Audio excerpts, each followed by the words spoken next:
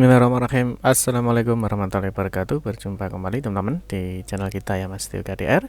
Oke teman-teman, kesempatan kita akan berbagi informasi kembali ya, masih di seputar dunia pendidikan ya. Khusus untuk kesempatan kali ini kita akan berbagi informasi kembali terkait dengan aturan terbaru ya, tentunya dari Kemendikbudristek. Ini untuk semua sekolah ya. Ini baik di jenjang PAUD ya, SD, SMP, SMA, SMK, SLB maupun sampai di paket C. Nanti di kesempatan kali ini kita akan membahas ya, berapa sih sebenarnya jumlah maksimal siswa ya atau peserta didik itu dalam satu rombel atau satu kelas, dan juga jumlah kelas atau rombel dalam satu sekolah itu berapa. Nah, mungkin ini ada 5 aturan nanti yang dicabut ya atau tidak berlaku dengan adanya aturan terbaru ini. Nah, mungkin teman-teman pernah ya sekilas mungkin ada yang pernah berpikir kira-kira di dalam satu sekolah itu sebenarnya berapa sih jumlah maksimal kelasnya ya di dalam satu sekolah itu.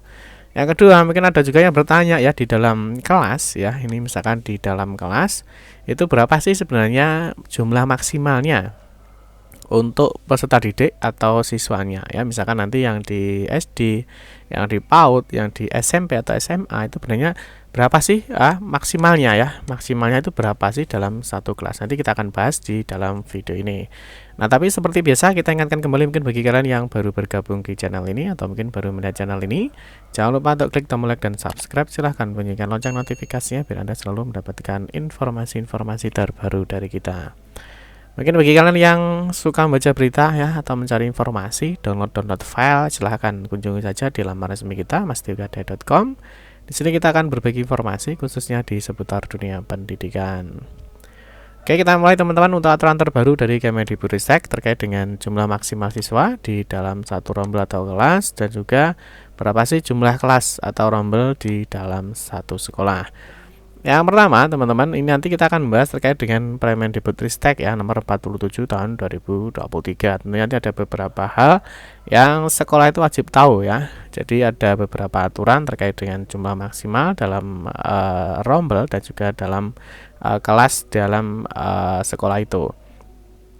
Nah, yang pertama teman-teman, di sini mungkin ada ya beberapa pertanyaan dulu ya. Mungkin berapa sih jumlah maksimal siswa dalam satu kelas? Ya mungkin adik-adik ya, yaitu dalam satu kelas itu kan mungkin banyak ya. Nah, itu berapa sih sebenarnya efisiennya ya atau idealnya? Ya, ini maksimalnya berapa dalam satu kelas? Ya misalkan di sini, ini ada teman-teman kalian ya. Kalian misalkan di jenjang apa? Nah, itu sebenarnya berapa sih maksimal di dalam satu kelas itu untuk siswanya?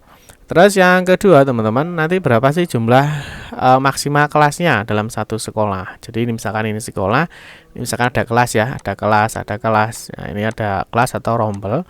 Nah, ini sebenarnya berapa sih jumlah maksimalnya ya kelas itu di dalam satu sekolah. Nah, nanti teman-teman di sini nanti ada peraturan Menteri Pendidikan, Kebudayaan, Riset dan Teknologi ya nomor 47 tahun 2023. Ini tentang standar pengelolaan. Nah, di dalam standar pengelolaan di sini ada jumlah maksimalnya siswa itu dalam satu kelas dan juga kelas itu dalam satu sekolah. Nah, di sini nanti berlaku untuk anak usia dini atau mungkin PAUD ya. Dan juga untuk pendidikan dasar. Pendidikan dasarnya nanti ada 2 teman-teman ya. Ini nanti ada SD ya ataupun ada SMP. Nah, terus yang berikutnya di sini ada jenjang pendidikan menengah ya. Menengah nanti ada SMA ataupun ada SMK. Nah, juga nanti di sini juga ada untuk paket ya. Mungkin teman-teman yang sudah terbiasa ya, ada paket A, ada paket B, dan juga ada paket C. Nanti di dalam aturan ini dijelaskan berapa jumlah maksimal siswa dalam satu kelas dan juga jumlah kelas di dalam satu sekolah. Nah, tetapi nanti teman-teman di dalam aturan ini nanti ya ada 5 peraturan yang dicabut ya dengan berlakunya Permendikbudristek nomor 47 tahun 2023 ini. Nah, salah satunya yang dicabut adalah ini. Ya, jadi ketika peraturan ini mulai berlaku ya, ini ada peraturan Menteri Pendidikan Nasional nomor 19 tahun 2007 tentang standar pengelolaan pendidikan oleh satuan pendidikan dasar dan menengah. Terus ada Permendikbud nomor 49 tahun 2007 tentang pengelolaan pendidikan oleh satuan pendidikan non formal, dan juga ada Permendikbud nomor 50 tahun 2007 tentang standar pengelolaan pendidikan. Dan yang berikutnya, ketentuan mengenai standar pengelolaan yang diatur dalam Permendikbud nomor 137 2014 ya, ini tentang PAUD, standar nasional pendidikan PAUD. Nah, yang terakhir adalah mengenai Permendikbud ya nomor 34 tahun 2018 tentang standar nasional. Nah, ini di SMK atau sekolah menengah kejuruan atau madrasah. Nah, di sini teman-teman ini dicabut dan dinyatakan tidak berlaku. Nah, sekarang kita akan lihat teman-teman di dalam Permendikbud-Ristek yang terbaru nomor 47 tahun 2023 ini ada informasi apa. Yang pertama, kalau kita lihat teman-teman di dalam aturan ini, nah kalau kita lihat teman-teman di dalam pasal 8 teman-teman ya. Nah, kalau kita lihat di sini di bagian mana ya? Nah, saya cek dulu ini pasal 7.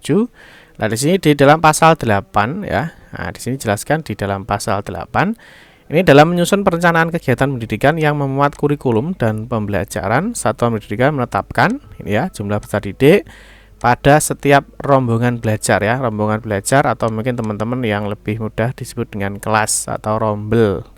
Nah, jumlah rombongan belajar pada setiap satuan pendidikan ya, jumlah kelas pada setiap satuan pendidikan atau setiap kelas. Di sini di ayat 2 dijelaskan ya bahwa jumlah peserta didik ya, jumlah peserta didik atau siswa per rombongan belajar atau kelas ditetapkan dengan ketentuan paling banyak ya, paling banyak ini maksimal ya. Jadi boleh mengambil maksimalnya atau boleh di bawah maksimalnya. Yang penting ini adalah intinya paling banyak. Nah, sini yang paling banyak untuk poin A ini adalah 10 peserta didik untuk pendidikan anak usia dini dari usia 0 sampai dengan 2 tahun. Jadi untuk PAUD ya yang usianya 0 sampai 2 tahun ini adalah jumlah peserta didiknya maksimal adalah 10 teman-teman ya. Terus yang berikutnya yang B ini adalah untuk PAUD ya atau anak usia dini ini dari usia 2 tahun sampai dengan 4 tahun. Nah, sorry ya, ini di atas 2 tahun ya. Jadi kalau yang ini 0 sampai 2 ini yang di atas 2 sampai 4 tahun di sini adalah 12 siswa. Ini dalam satu kelasnya. Terus di poin C ini adalah 15 peserta didik. Ya, 15 peserta didik ini untuk PAUD ya, yang di atas usia 4 sampai 6 tahun, teman-teman ya. Jadi usianya 4 sampai 6 tahun, ini maksimalnya adalah 15 siswa. Nah, sedangkan untuk 28 peserta didik ini untuk SD ya, sekolah dasar atau MI. Jadi SD atau MI. Nah, ini teman-teman, ini maksimalnya adalah 28. Nah, di sini untuk SMP ya. Jadi untuk SMP atau MTS ya, ini maksimal adalah 32 dan sedangkan untuk peserta didik yang ada di SMA ya, di sekolah menengah atas atau madrasah aliyah ataupun sekolah menengah kejuruan atau SMK ya. Nah, ini di MAK madrasah aliyah kejuruan di sini maksimalnya adalah 36. Nah, terus ini untuk SLB ya, untuk yang luar biasa, untuk sekolah luar biasa, ini untuk sekolah dasar atau SDLB itu maksimal adalah 5, sedangkan untuk yang SMP ya, sekolah menengah pertama dan sekolah menengah atas. Jadi untuk SMP dan SMA luar biasa itu adalah 8. Dan berikutnya teman-teman lain ini yang baru ya. Ini ada program paket ya. Di sini ada paket A, ada paket B dan paket C. Untuk paket A maksimal dalam satu kelasnya adalah 20 siswa. Paket B itu maksimal adalah 25 dan paket C ini maksimal adalah 30 siswa ya di dalam satu kelas. Nah, terus yang berikutnya teman-teman ini kalau kita membahas di peserta didik lah berikutnya ya, di sini ada jumlah rombongan belajarnya. Ya, jadi penetapan jumlah peserta didik per rombongan belajar dilakukan berdasarkan ketersediaan jumlah pendidik, ketersediaan sarana dan prasarana dan juga kapasitas anggaran penyelenggara satuan pendidikan. Nah, terus berikutnya di ayat 5 teman-teman. Nah, di sini untuk jumlah kelasnya ya, untuk jumlah kelasnya. Nah, ini jumlah rombongan belajar setiap satuan pendidikan atau sekolah ditetapkan dengan ketentuan sebagai berikut. Nah, ini untuk pendidikan anak usia dini ya, untuk PAUD di sini 16 ya, jadi 1 sampai 16 rombel, jadi 1 sampai 16 kelas. Terus untuk yang sekolah dasar SD ya atau madrasah ya, di sini 6 sampai dengan 24. Terus untuk sekolah luar biasa ya, ini berjumlah untuk yang SD ya, SDLB 6 sampai 30, terus sekolah menengah pertama madrasah atau sekolah menengah pertama luar biasa ini 3 sampai 33 dan berikutnya untuk SMA ya atau madrasah aliyah sekolah menengah luar biasa ini berjumlah 3 sampai 36 dan di sini teman-teman yang paling banyak itu ada di SMK ya.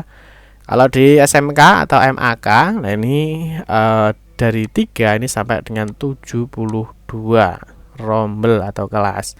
Nah, sedangkan untuk paket ya, ini satuan pendidikan kesetaraan atau paket A, paket B atau paket C.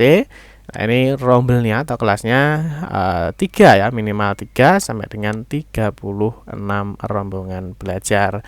Nah, tentunya teman-teman di sini untuk penetapan jumlah rombongan belajar di dalam ayat 5 tadi ya, tentunya dilakukan berdasarkan ketersediaan jumlah pendidik ya, ada sarana prasarana dan juga kondisi geografis dan juga demografis di setiap daerah. Nah, mungkin itu saja teman-teman ya informasi yang dapat kami sampaikan ini terkait dengan jumlah maksimal ya peserta didik ya, jumlah peserta didik dalam satu kelas dan juga jumlah rombel untuk per kelasnya. Nah, ini tentunya berdasarkan aturan terbaru yang dikeluarkan dari Kemendikbudristek terkait dengan jumlah maksimal siswa dan juga rombel di dalam sekolah. Demikian informasi dapat kami sampaikan. Semoga informasi ini bermanfaat. Mohon maaf jika ada salah-salah kata dalam memberikan informasi dan penjelasan. Kita berjumpa kembali di video-video berikutnya. Saya akhiri, wassalamualaikum warahmatullahi wabarakatuh.